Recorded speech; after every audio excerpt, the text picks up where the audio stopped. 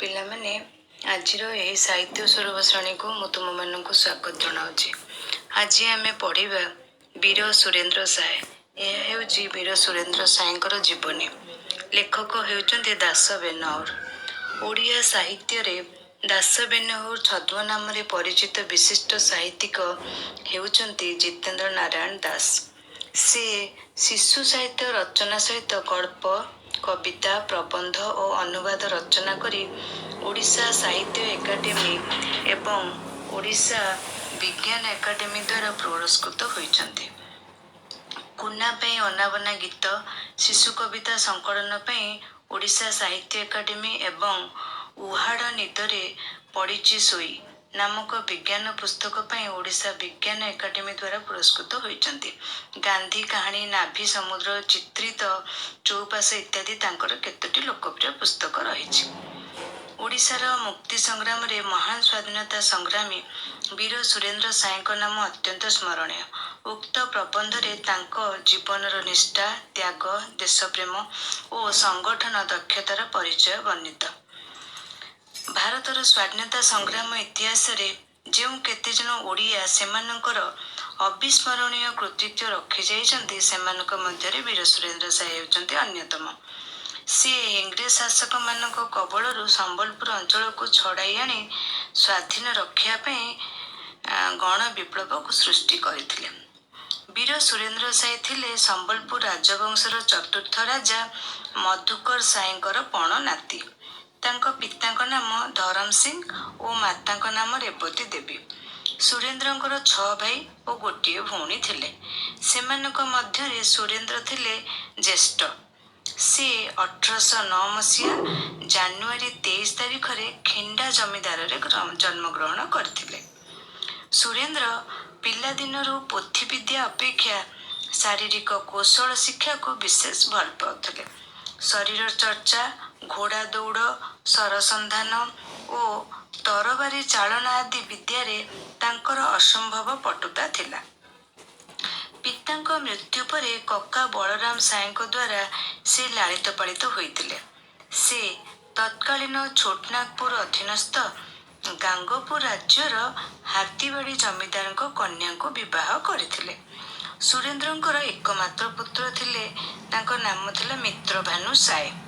1803 ମସିହାରେ ଇଂରେଜମାନେ ଓଡ଼ିଶାକୁ ଦଖଲ କରିଥିଲେ, କିନ୍ତୁ ସେମାନେ ସମ୍ବଲପୁରକୁ ଦଖଲ କରିପାରି ନଥିଲେ।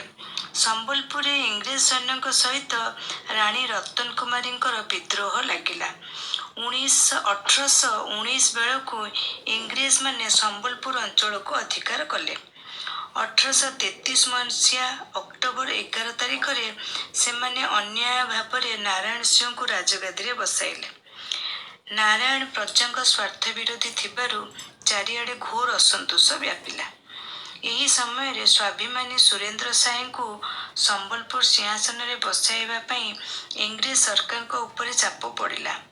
ଇଂରେଜ ସରକାର ନାରାୟଣ ସିଂହଙ୍କୁ ସାହାଯ୍ୟ କରୁଥିବାରୁ ସୁରେନ୍ଦ୍ର ଓ ତାଙ୍କ ସମର୍ଥକମାନେ ପରାଜିତ ହୋଇଥିଲେ।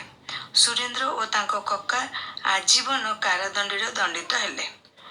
1849 ମସିହାରେ ନାରାୟଣ ସିଂହଙ୍କର ମୃତ୍ୟୁ ପରେ ସମ୍ବଲପୁର ସିଧାସଳଖ ଇଂରେଜମାନଙ୍କ ଅଧୀନରେ ରହିଲା।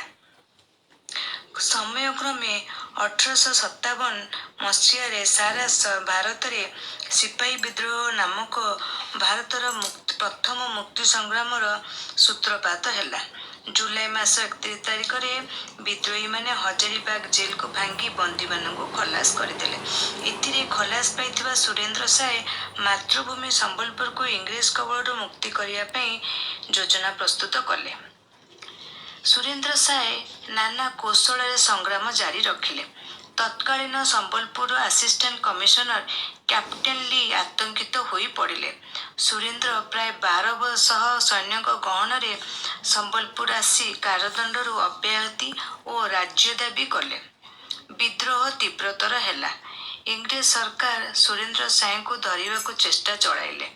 1861 ଏପ୍ରିଲ ମାସରେ ମେଜର ଇମ୍ଫୋ ସମ୍ବଲପୁର ଶାସନଭାର ନେଲେ। ସେ ବିଦ୍ରୋହୀମାନଙ୍କ ପ୍ରତି କୋହଳ ନୀତି ଅବଲମ୍ବନ କଲେ। ସୁରେନ୍ଦ୍ର ଉପାୟହୀନ ହୋଇ ଆତ୍ମସମର୍ପଣ କଲେ। ଇମ୍ଫୋଙ୍କ ମୃତ୍ୟୁ ପରେ ମେଜର କମ୍ବରଲି ଡେପୁଟି କମିଶନର ଭାବେ ଯୋଗଦେବା ପରେ ପରିସ୍ଥିତି ବଦଳିଗଲା। ସୁରେନ୍ଦ୍ରଙ୍କୁ ସରକାର ସନ୍ଦେହ ଦୃଷ୍ଟିରେ ଦେଖିଲେ।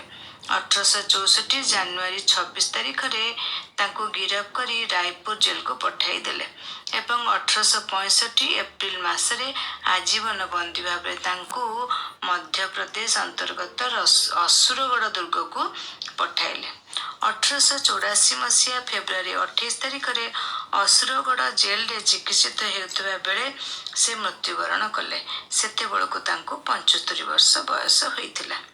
ଆଜୀବନ ସଂଗ୍ରାମୀ ସୁରେନ୍ଦ୍ର ସାଏ ଥିଲେ ସଂଗ୍ରାମ ଓ ସଂଘର୍ଷର ପ୍ରତୀକ। ଅନ୍ୟାୟ ବିରୁଦ୍ଧରେ ପ୍ରତିବାଦ କରି ସେ ସ୍ୱାଧୀନତା ପାଇଁ ବିପ୍ଳବ ଜାରି ରଖିଥିଲେ।